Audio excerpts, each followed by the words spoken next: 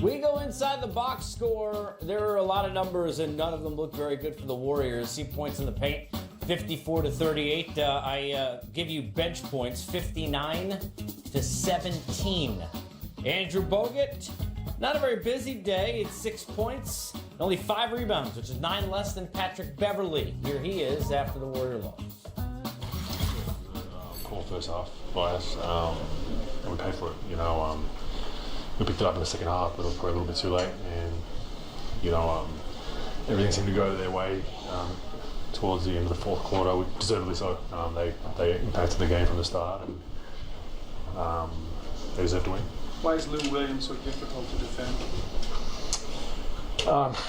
He's a great scorer first and foremost, but he does a great job of drawing fouls, and he does a great job into the free throw line. So we don't want to make any contact at all with him because he gets the ball.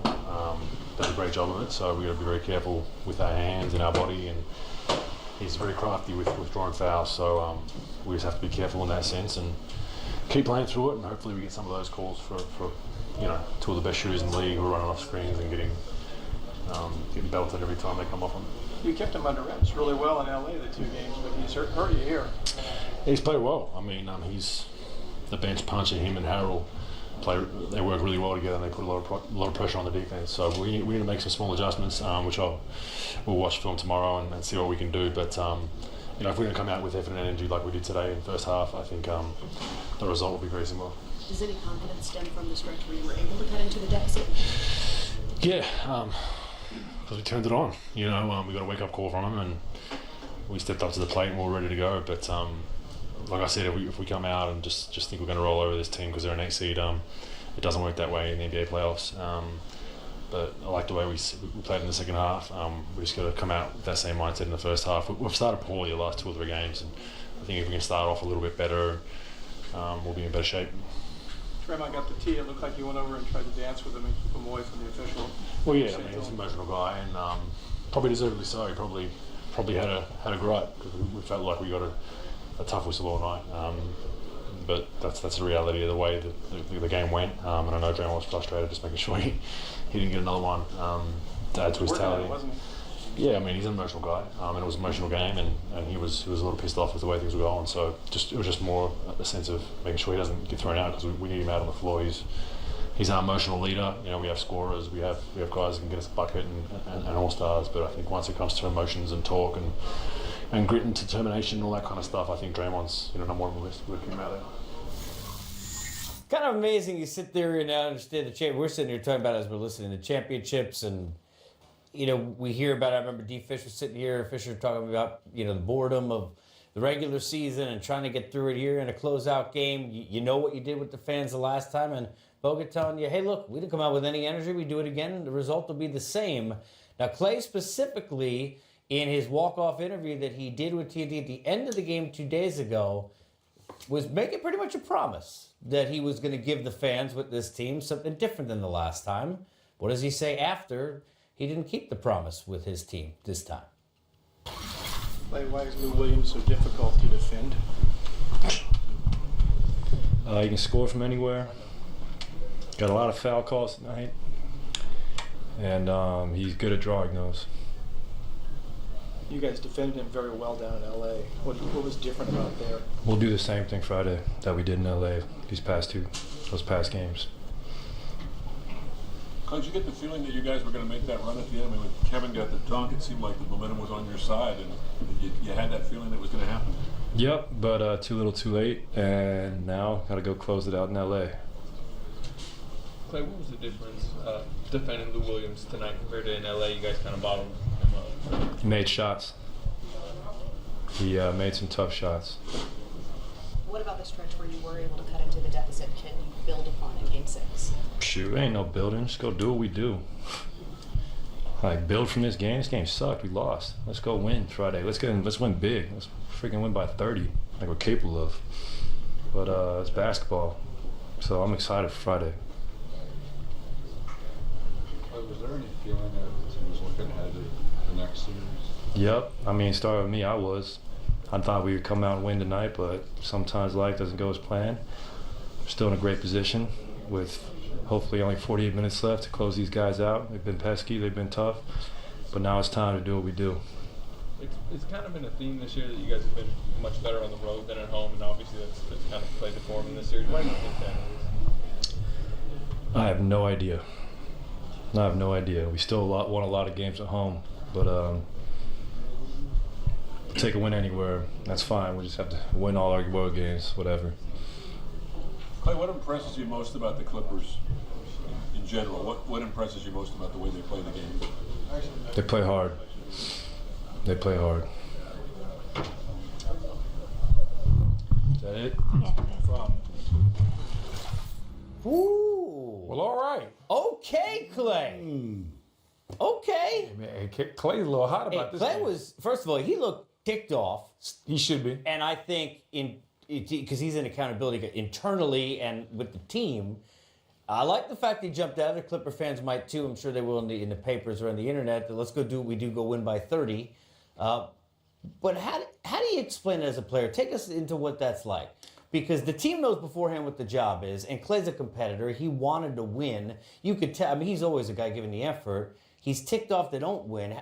How tough is that to try and understand even internally in that locker room right now for that group how they lost this game? Well, look, the fact that he was upset and disappointed is a good thing, and certainly shows they care. We were talking during the commercial, just the challenge of being so good and maintaining that level, championship level, year in and year out, and the motivation that's there.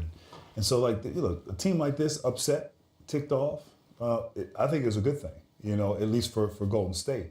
Obviously, they're smart enough to be able to channel that. But the embarrassment, again, of losing at home and getting beat by a team after they felt like they finally figured it out, there will be a sense of urgency. Steve Kerr talked about he didn't see that. He didn't sense it from the start. Doesn't mean they're going to win, but I think they'll come out with the proper effort necessary to be successful. And maybe they just sort of looked past them. They felt, okay, we won these 2 games, games 3 and games 4, and we can, it's a foregone conclusion that we're going to move on. You got to give credit to the Clippers. They came out and played excellent basketball. But, the Warriors, it didn't look like they were super engaged from the jump and throughout the whole game. And look, the West Coast the Western Conference is tough.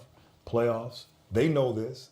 But just, it's, when you've been accustomed to winning and winning championships, sometimes complacency can step in. We saw it last year in the playoffs where they didn't play well until the third quarter, and that was when they flipped the They switch. were down 3-2 in the series against the Rockets. No A lot of question. People were surprised by, right? So this team has been through it, and you still want to believe in their ability to bounce back and recover. I mean, they've shown that year in and year out. But, I think for them, being upset, being ticked off, having that feeling right now, disappointment, we let it slip away. They're capable of bouncing back and moving forward and having success. In 2011, I had the privilege of playing on a team in Dallas that was able to win a championship. And following that up, I got a chance to talk to Lamar Odom, and one of the teams that we swept was the Lakers, and they were a championship team, and they had multiple titles, and they were that 2000 version of this Golden State team. And I was like, what happened to you guys? And he said, man, we just didn't have the same fight. All the constant going to the finals, the long seasons, the winning, we didn't have that same hunger that you guys had. He said, flat out put it, he said, B. Wood, you guys wanted it more than us. I'm seeing a lot of that in this Golden State team. They don't want it quite as much as they've wanted in previous years because all these guys have titles. They keep flicking the switch. Sometimes you flip that switch and the power doesn't cut on. Yeah, the other thing is we wait for Lou Will to hang next to the desk and invite his friends Patrick Beverly and Montrezl Harrell up to the desk. When you look at Golden State, there's an arrogance that comes with winning championships. Regardless of, and they respect this team, but they know they're better than this team in their minds, and they think they're way better than this team in their minds. That's why they're Golden State. Clippers are the 8th seed. That's why he said, let's go do what we do, go beat them by 30. But we didn't see that on the floor in the first half. How do you get that to translate to the floor from the mind? Because that's where it got lost. I mean, look, KD had an unbelievable game. Let's not say it was everybody. He had 45 points. Accountability. The players have to hold each other accountable. I'm not sure if they have to have a team meeting or what, but they have to hold each other accountable and say, hey, we're not doing the necessary things to win a title this season. Montrezl Harrell is pretty much everyone's spirit animal right now with that outfit on. Here we go. See what they got to say. Tamarius Riley from Clutch Points. This is for any of you guys.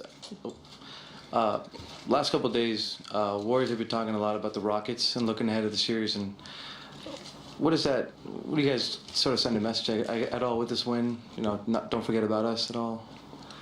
No, that's something they should focus on. You know, for us, our focus was to come in and extend the series to get another game on our home floor. It's their mistake for looking ahead, you know, and so that's on them. Minnie Bach, ABC 7 Sports. Doc had said for the first time in this series, that was us. We showed up. Why tonight? Why on the Warriors' home court? Honestly, you know, it was just playing our style of basketball, and we was going to live and die whatever the results was. We've been having spurts in this series where we have played like ourselves, but, you know, we kind of lost it. And, you know, tonight I think we put together a full 48-minute game of Clippers basketball in the way that we wanted to play. And I think, you know, we got to just carry it over going back home, pretty much. You know, that's all it's about.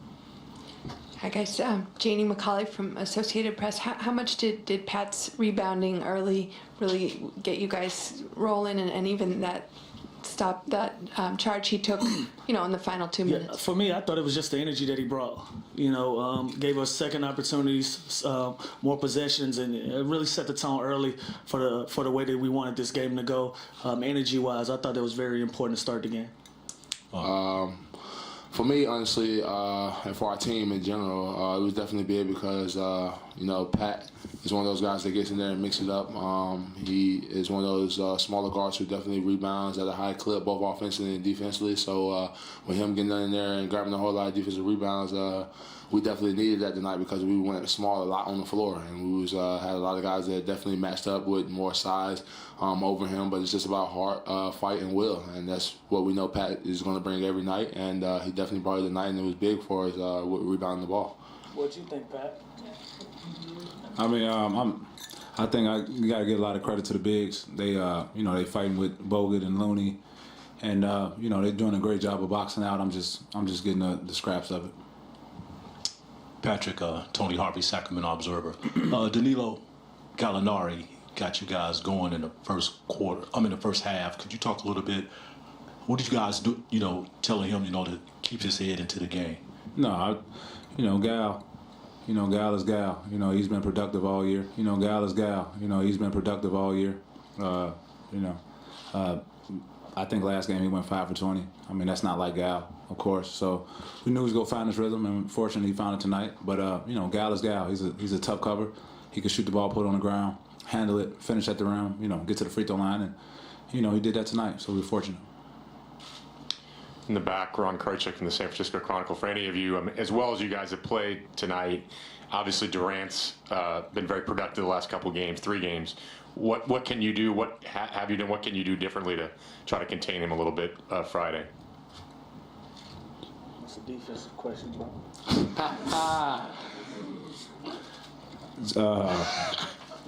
You gotta give him a lot of credit, man. He's a tough cover. You know, we got him inside the 3 a lot. Those contested 2s. You know, he makes a lot of them the shots that we want. He's a tough cover, man. You gotta give him a lot of credit. You know, he's one of the best players on the planet for a reason. But you know, we weathered the storm, and we did what we need to do to come up with a win, and that's the most important thing. Luke, Jason Dumas, Crown Force Sports.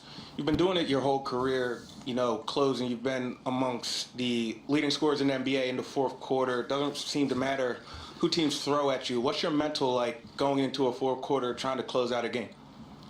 Just focus. Just focus. I'm blessed to have teammates that believe in me coming down the stretch. They make sure I have the ball in my hands. They have that confidence in me to go out there and make those plays. And, you know, when you have a locker room full of guys that's going to live and die with the decisions that you make in the fourth quarter, it makes your job tremendously easy. You know, so I go out there top of the fourth knowing that it's my time to go. My teammates know it's my time to go. And I go out there and try to do the best that I can to help us get a win. I think that's cap. Lou, one of the best players in the league, man. I think You know, I think You asked me how I felt about it. I think you being modest though. I mean, he a killer, man. You know, I done guard the best of him. I see him every day in practice, man. I mean, he's a real killer, man. He goes up with, you know, some of the best scorers in the NBA, and you know, I mean, to interrupt you, but you know, I think he should be up there with, you know, some of the superstar players in this league, because you know he's doing it day in and day out. At 6'1.5", I believe. And he don't start. Yeah, right. So that's the confidence I was telling you about. I appreciate it. This is for each of you up in front. About a year and a half ago, you guys were all traded for Chris Paul, and a lot of people said that was a one-sided trade. Rockets won, then Clippers got scraps. Yeah. How good does this feel, you know, to show that it wasn't just a one-sided thing, that you guys really are, you know, the Clippers got a haul? Man, honestly, man, that was at the beginning of the year, man. We in the playoffs, Yeah, man. right. They were real Houston Rockets. Like I was there for a cup of coffee. So. Honestly, man, that was the beginning of the year, man. We don't even pay that no attention. We don't look back at it. We don't sit back and talk about like, wow, we was actually in the trade for Chris Paul, man. He is what he is. We are what we are, and you know that's about playing for our team. It's about playing to keep this series going, and you know it's just about doing everything we can to get a win, man. Like I said, we don't think about that. That don't have no type of effect on us, and honestly, we don't care. Lou, Montrez had a tremendous season. What type of killer is he? You could ask me that. Oh yeah, he ain't gonna be shy to tell you neither. Yeah. For me, it's personal with Trez. You know, I developed a relationship with Trez before we were even teammates. You know, and it's just funny how things kind of match up like that. Trez has been in Atlanta for the past 3 or 4 summers working out with me in Atlanta. We met on a whim, and so it's been personal. It's been a great thing just for me to watch how he's grown over the years, and this year he's really became one of the best bigs on our team in the Western Conference, and the work shows. So for me, it's tremendously great. Doc was saying before the game how Ralph came up to him and said a lot of people were saying congrats, this is going to be your final game. How good does it feel to give Ralph an extra game when people were saying congrats and have a good, you know, rest of your life? Bingo. Bingo. Oh me, oh my. No, it's cool. I mean, it's great for Ralph. It's great for all of us, and you know, Ralph's been around 40 years, so. For us to have an opportunity to keep dragging him in the gym and having him around is great. Lou, Paulo from ESPN Brazil. You get starter minutes. You basically put in starter production. What is it about the 6-man role that makes you so comfortable, makes you more comfortable coming off the bench than being a starter? Nobody's ever offered me a different role. So, like, let's clear that up. Like, everybody asks me, like, why don't you start? I'm not the coach. And I think Doc is my 8th coach in my career. Nobody has offered me a starting job. So I perfected the one that I had. Over here, guys. Baxter Holmes with ESPN. How would you compare and contrast the feeling you had, you know, after the huge comeback and the confidence that gave you versus tonight, where you pretty much kind of controlled the game from start to finish and, you know, didn't allow them to go on a big run and take the lead? Does this give you a different kind of confidence? No, I feel like after we came and won game 2, I feel like the next game at home, you know, it was a bad loss, but this past game 4, we felt like we should have won that. You know, we felt like we lost the game, not that they beat us. But we were fortunate tonight to come out here and get a win, and you know, at the end of the day, that's the most important thing. I think I would definitely agree with Pat, honestly. But, you know, as far as game 2 goes, I mean, there's nothing we can really do about that. You know, they kind of took us lightly and made subs and brought in guys early because they thought the game was over. We kept fighting. We came back with a big-time win, but we also went home and we lost 2 straight. So, you know, I don't think that game had anything to really do with a confidence builder. But, you know, it definitely was fun to be a part of. Definitely fun to definitely have that comeback. But like I said, we still went home and we lost 2 in a row. So really, it was just about coming out here and fighting and doing anything we can to make sure we extended this series to get back home. You know, we wanted to do anything. We didn't want our season to be over because we know how hard we worked and how much time and effort and you know, everybody in the whole coaching staff and in the whole organization has put into our season. So it's just about coming out here and playing like our style of basketball and just extending the series. Thanks, guys. One side, the thrill of victory. I don't know if you call it agony when you have a playoff career high of 45, but he's Kevin Durant still up 3